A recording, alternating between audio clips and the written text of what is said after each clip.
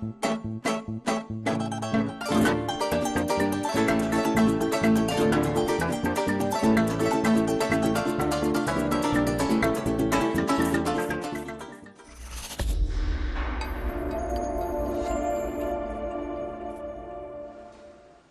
volviendo a tu programa, de verdad que agradecemos esa receptividad, porque dentro de nuestra mañana lo que queremos es llevarle, dentro de esa fórmula comunicacional con responsabilidad social, un nuevo enfoque, una nueva forma de ver los temas tanto nacionales como internacionales, es decir, es referente informativo. Y hoy con nuestro Padre que nos inspira por medio de los hechos y las acciones a ese Jesús, a ese legado que nos dejó nuestro Jesús. Padre, será una pregunta que aquí tenemos para que usted nos las desarrolle aquí pedagógicamente, pues sabemos que dentro de estos temas el modelo pedagógico siempre está presente hacia nuestra audiencia. Es también llevarles Venezuela será, la República Bolivariana de Venezuela será católica. Sí, católica cristiana, ¿no? Católica puede ser, ¿no? Católica puede ser porque si yo me quedo en el mero catolicismo, y fíjense que la palabra católico es tan hermosa, si no la hubiésemos desvirtuado tanto, ¿no? Y si la Iglesia a lo largo de la historia no se hubiese encerrado tanto en que, bueno, tanto que hasta antes del Concilio Vaticano II se decía un término latino, extra ecclesia nulla salus, es decir, fuera de la iglesia no hay salvación. Imagínate, o sea, era una iglesia netamente excluyente. O sea, o te haces católico o no te salvas. Eso era lo que decía.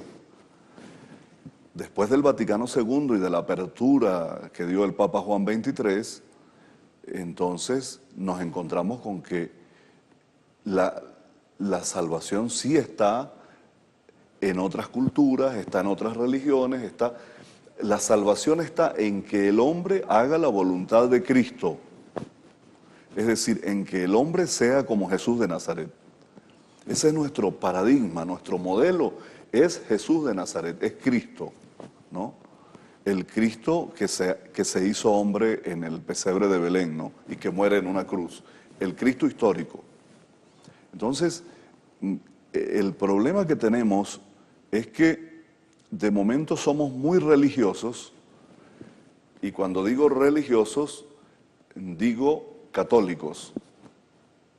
Cuando tú me preguntas si es Venezuela un país católico, yo digo que es fácil ser católico, lo que es difícil es ser cristiano.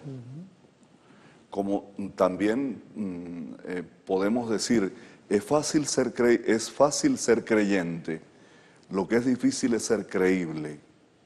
Porque para ser creíble se necesita ser coherente. Y el cristiano, para que sea creíble, tiene que ser coherente, como lo fue Jesús.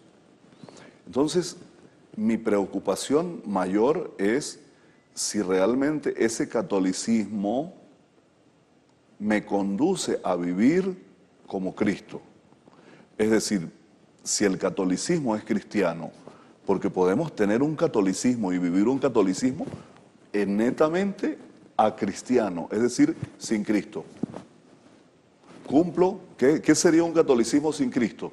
Un catolicismo sin Cristo es el que vive mucha gente que cumple con un precepto, cumple con el precepto de ir a misa los domingos, bautiza a los niños, se casa por la iglesia, busca al cura cuando tiene un familiar enfermo que ve que ya se está muriendo, porque de paso no se entiende que el sacramento de la unción es para la salud, sino se entiende como si fuera ya el sacramento para que se muera la gente. Entonces te llaman cuando ya la persona se ve que realmente, clínicamente se va a morir, ¿no? Y el médico ha dicho algo que va a morir, entonces ahora sí llamemos al cura, antes de eso no. Ese es un catolicismo, pero un catolicismo que es un modo religioso que se vive a lotes, a pedacitos. Yo soy cristiano mientras estoy en la misa, el domingo. Y ay, doy una limosna, pero cuando salgo de ahí, ya me olvidé que soy cristiano, sigo explotando a mis hermanos, sigo aprovechándome del otro, sigo sembrando odio, sigo haciendo violencia en las calles, o sea, sigo haciendo negocios fraudulentos, sigo haciendo corrupción y pare de contar, pero muy católico, ¿no? Muy católico y no me puede faltar un signo católico, porque si no, me muero. No. Yo creo en el catolicismo cristiano, que tiene como base fundamental a Cristo y que busca vivir como ese Jesús, lo que tal vez lo decía en el segmento anterior, ¿no? Entonces, cuando uno mira eso, y tú me preguntas, y vamos como ahondando en la pregunta, ¿es Venezuela un país católico? Muy bien, muy interesante la pregunta, porque eso me llevó a diferenciar entre catolicismo y cristianismo. Una persona puede ser muy cristiana y no ser católica y no tener ninguna religión. Yo he conocido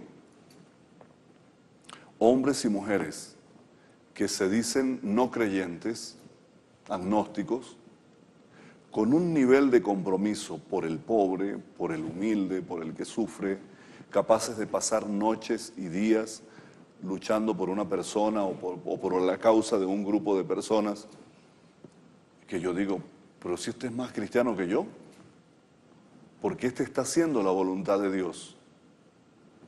Cuando a Jesús le vienen los apóstoles a decir que hay uno por ahí que ellos vieron que está haciendo el bien, que está echando demonios, Jesús lo que le dice es, bueno, si está echando demonios en mi nombre, es decir, haciendo el bien a la manera como yo hago el bien sin esperar nada a cambio, el ágape, ¿no? Ese es el amor cristiano, el ágape. Es un amor que se da sin esperar que me den nada, gratuito como el de Dios. Dios nos ama gratuitamente, no nos pide nada, Dios no nos pide que caminemos de rodillas para podernos querer. Si yo tengo que amar a Dios como una consecuencia de un amor desbordado, loco de Dios por el ser humano, no porque Él me va a castigar, ¿no? Sino porque me ama. Y eso es lo que te lleva entonces a una acción día a día. Y yo me he encontrado con gente así, gente que no es cristiana, que no se confiesa religiosamente cristiana, pero que vive a Cristo. Entonces, claro, tú dices, bueno, esta persona al final va a ser un santo, es un santo, porque San Juan de la Cruz tiene un pensamiento muy hermoso, que ese gran místico español, él dice, en la tarde de la vida te examinarán en el amor. Ese va a ser el examen, no hay otro. Entonces, si el examen va a ser el amor, todo aquel que pase por esta tierra amando al prójimo, sin esperar nada a cambio, haciendo el bien, porque siente compasión, porque siente que el otro, el dolor del otro es mi dolor. Fíjese que de eso es de lo que se trata el año de la misericordia, al que nos ha invitado tanto el Papa Francisco. El año de la misericordia no es otra cosa sino sacar, esculcar, buscar, sacar lo mejor que tenemos los seres humanos de misericordia, de yo sentir como mía la miseria del otro, sentir en mi corazón, cor cordis, el dolor, el sufrimiento que tiene la otra persona o que tienen los pueblos. Cuando el Papa grita fuerte y dice, ya basta de que el Mediterráneo se haya convertido en el cementerio de la humanidad actual, ¿qué está diciendo? Está diciendo una gran verdad, pero la está diciendo desde el corazón, porque le duele. La miseria de esos pueblos le duele. Eso es misericordia y eso es cristianismo. Entonces, ojo, que ahí es donde está lo que llaman los italianos la sfumatura, el matiz, ¿no? Podemos ser muy católicos y mucha gente creer que hoy qué bueno, mira, ¿cómo es católica esta persona? Yo quisiera saber si es católica cristiana, porque conozco muchos católicos que cumplen preceptos, cumplen mandamientos, pero no los cumplen a pedazos, ¿ve? No, el mandamiento del amor al prójimo, ay, yo no falto a misa los domingos. Mire, hermano, eso no basta. Yo quisiera que tú me testimonies el mandamiento del amor al prójimo cuando te vea salir de la misa y que te vas para el hospital a visitar los enfermos que están abandonados y que no tienen a nadie que los ayude, o a los presos, o a la viejita sola del barrio, o al vecino que está al lado de tu casa, que vive solo y que no tiene a nadie y que no necesita cosas materiales que le lleves, que lo que necesita es que le pongas el oído, que se siente, que converse con él, que te encuentres con él, porque ya nadie se quiere encontrar con el anciano para escucharlo. Todo eso es cristianismo. Es, como decía por ahí un amigo, el profesor Martín, un programa que él tiene en Radio Nacional que se llama El mundo de las pequeñas cosas, ¿no? El socialismo de las pequeñas cosas, ¿no? Yo diría en este caso el cristianismo de las pequeñas cosas. Ese es el que nos va a salvar y ese es el que va a salvar esta humanidad, ¿no? El hecho de que tú y yo nos encontremos para tomarnos un café, pero también para ponernos de acuerdo, para ir a hacer un trabajo en común por la gente, ¿no? El hecho de que nos pongamos de acuerdo para ver cómo en el barrio X hay tantos jóvenes y montamos una biblioteca comunitaria para que esos chamos lean y cada día hagan que su alma sea más humana. Entonces, Venezuela será un país hermoso, de paz, si es un país cristiano, si nuestro catolicismo opta por tener como columna vertebral a Cristo y como seguimiento a Cristo. A mí la gente me pregunta, hay gente que me viene, mire padre, yo el domingo pasado no pude ir a misa y siento que estoy en pecado porque no fui a misa. ¿Y qué estabas haciendo? Bueno, es que tenía a mi mamá enferma o una viejita vecina se enfermó y tuve que irme con ella al hospital. Y yo les suelo decir, bueno, ¿y dónde está el pecado? Yo no lo veo en ninguna parte. ¿Por qué andamos mirando pecado donde no hay? Esa era tu misa. La misa del domingo tuya era estar al lado de la persona que sufre. Ahí estaba Cristo. Eso nos lo dice Jesús en el Evangelio. Tan cercano está Cristo en la Eucaristía como cercano está en el pobre, donde Jesús me dijo que estaba, ¿no? Por eso se dice que el pobre es un lugar teológico, el espacio donde vive el pobre, el encuentro con el pobre, con la mujer, con el hombre carente, con necesidades de salud, necesidad de compañía, necesidad de diálogo. Por eso yo creo que si nosotros los venezolanos vamos cada día caminando hacia un cristianismo así, un cristianismo que me lleve más al encuentro con el otro y que nos una más por lo que coincidimos y no por lo que nos diferenciamos, entonces ya toda Venezuela va a ser una aula de diálogo. Y eso es lo que tenemos que buscar, que el país, que la patria sea un aula de diálogo. Mientras están los dos grupos políticos dialogando, las familias venezolanas tendrían que estarse preguntando, ay, ¿nosotros cuándo dialogamos? Aquí en el hogar, ¿qué tiempo sacamos para el diálogo? ¿Cuándo yo me encuentro con mis hijos? ¿Cuándo comemos juntos y dialogamos? ¿Somos capaces de apagar el celular y meterlo en la gaveta del escritorio del cuarto para sentarnos a almorzar juntos sin el fastidio de un celular que te está interrumpiendo? Porque hoy ese es un fenómeno. Te encuentras una familia que está muy unida alrededor de la mesa para almorzar, pero cada uno está, mire, con el celular. Entonces no hay tampoco diálogo, es decir, no hay palabra.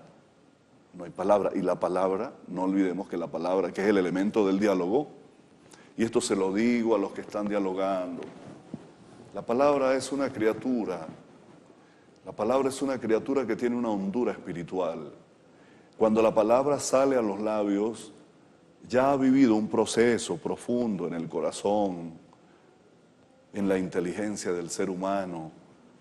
Viene cargada de espíritu.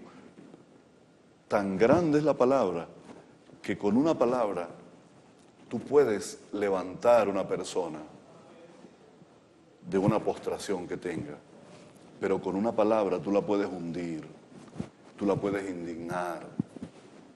Esta semana pasada vimos una sola palabra de boca de un diputado que le hizo tanto daño a las mujeres venezolanas, no solo a una mujer.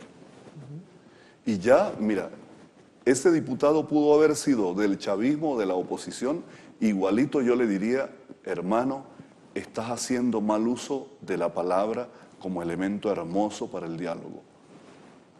Porque la palabra tiene una hondura espiritual. Y cuando tú pronuncias una palabra cargada de maldad, de odio, esa palabra también se ha gestado adentro.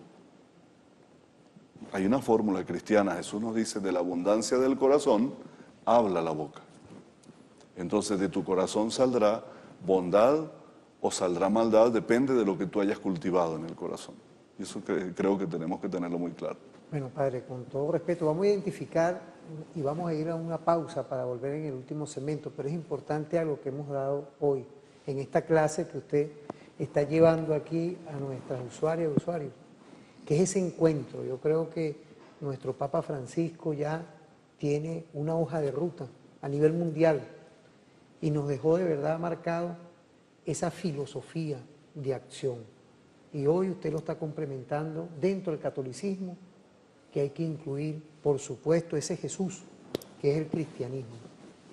Dentro de ese contexto, vamos a ir a una pausa y volvemos en referente informativo.